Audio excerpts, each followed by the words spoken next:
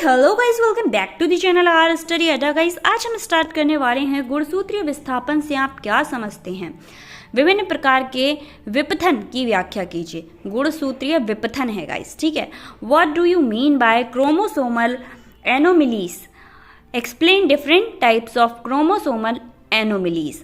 तो आंसर क्या लिखना है उससे पहले मैं आपको बता दूं कि गाइज ये बीएससी फर्स्ट सेमेस्टर के लिए मोस्ट इंपॉर्टेंट रहता है और अब तो सेमेस्टर वाइज एग्जाम हो गए हैं, पहले ईयर वाइज हुआ करते थे। सभी जोड़ों में सामान्यतः गुणसूत्रों की जो संख्या होती है वो निश्चित रहती है। कभी कभी कोशिका विभाजन के दौरान कुछ अनियमितताओं के कारण गुणसूत्रों की संरचना और संख्या में क्या होता है, चेंज आ जाता है। इस प्रकार के परिवर्तन को गुणसूत्रीय विपणन यानी क्रोमोसोमल एब्रेशन कहते हैं। अतः गुणसूत्रीय विपचनों के दो वर्गों में बांटा जा सकता है। गुणसूत्रीय विपचन को दो गुणों में बांटा जा सकता है। फर्स्ट है संस्वनायक गुणसूत्रीय विपचन।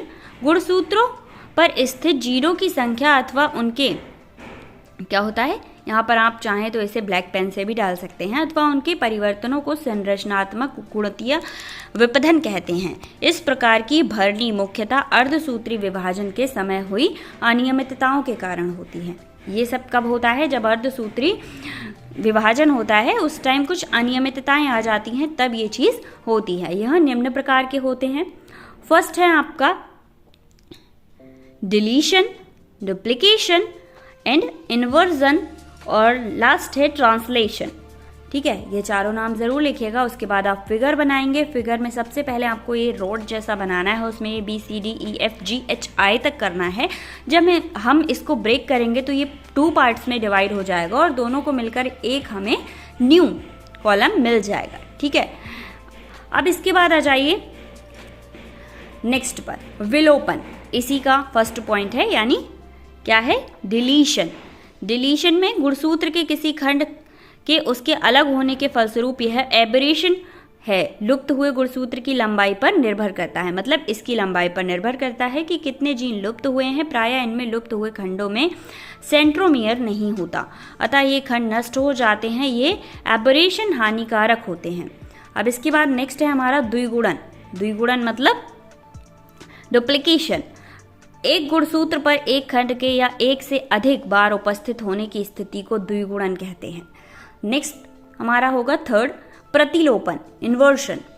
तो इन्वर्शन की स्थिति में जीनों की संख्या में कोई चेंज नहीं होता, बल्कि उनका क्रम उल्टा हो जाता है। इस प्रक्रिया में गुणसूत्र के अंदर का खंड, जिनमें एक से अधिक जीन होते हैं, टूटकर अलग हो जाते हैं तथा 180 डिग्री में मुड़कर पुनः उसी स्थान पर जुड़ जाता है। यह 2 प्रकार के होते हैं।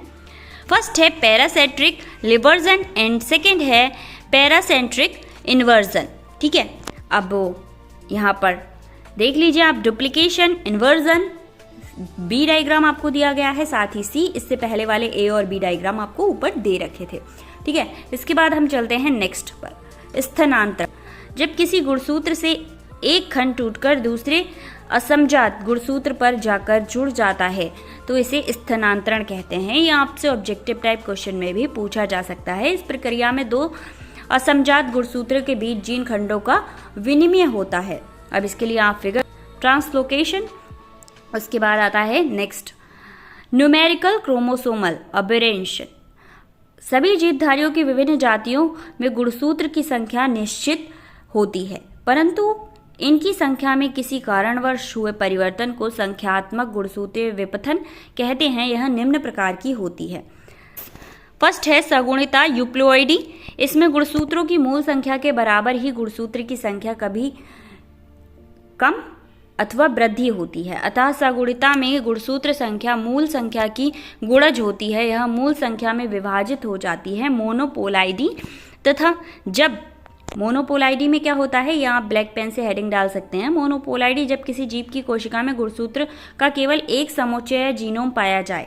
ठीक है, डिप्लॉइडी जब किसी जीन की कोशिका में गुणसूत्रों के 2 समुच्चय या जीनोम पाए जाएं।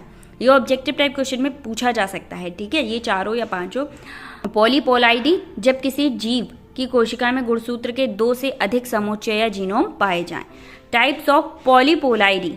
ठीक है, पॉलीपोलाइडी या फिर पॉलीपोलाइडी 2 प्रकार की होती हैं, ऑटो पॉलीपोलाइडी, ऑलो पॉलीपोलाइडी। बाद आ जाइए आप फर्स्ट पर ऑटो पॉलीपोलाइडी के बारे में डिस्कस करते हैं। तो गाइस ऑटो पॉलीपोलाइडी, इसमें गुणसूत्र के समान समुच्चय ही 2 से अधिक बार उपस्थित होते हैं।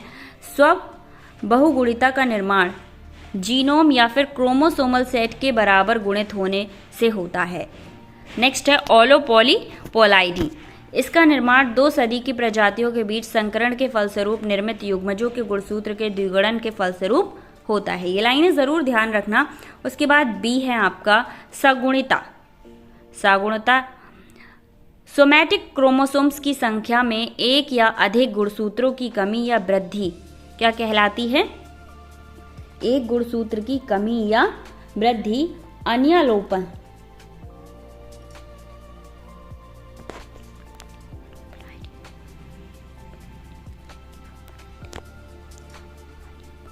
अन्यूप्लॉइडी कहलाती है तथा इसमें कमी भी संपूर्ण जीन की कमी या वृद्धि नहीं पाई जाती। निम्न प्रकार के होते हैं।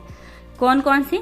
Monosomy, nullisomy, trisomy, tetrasomy. ठीक है, तो ये था आपका आंसर। आई होप आपको समझ आया होगा। अगर कोई भी प्रॉब्लम होती है तो आप मुझे कमेंट करके बता सकते हैं। एंड जूलॉजी से रिलेटेड सभी क्वेश्चन के आंसर चैनल पर प्रोवाइड हैं।